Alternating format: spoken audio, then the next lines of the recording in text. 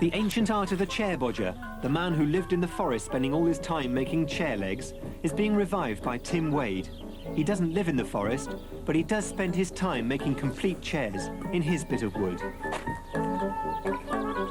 The process starts with cleaving the wood.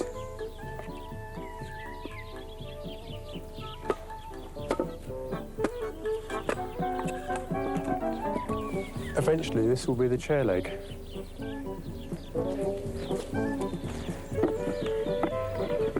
This odd-looking clamping device is called a shaving horse, and this tool here is called a draw knife. I'm shaping the wood finely down, ready to go onto the pole lathe, which you can see in the background. This segment is now ready to turn on the pole lathe.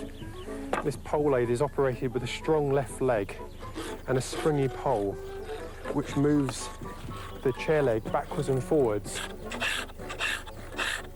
The word bodger today has a funny connotation of people who don't finish the job off properly, as in the chair bodgers who only made the chair legs and didn't finish off the chair.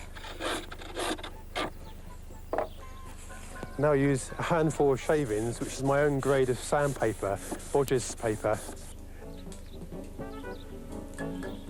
For the bent components of the chair, a piece of wood is put into a steamer and is left in there for an hour, and then is whipped out very quickly and bent around this former, and then fastened with a piece of string and left to set for about 2 or 3 days before it's put into a Windsor chair. And you can see Tim Wade's work and have a go yourself if you like in the Great Barn at Avebury all this weekend.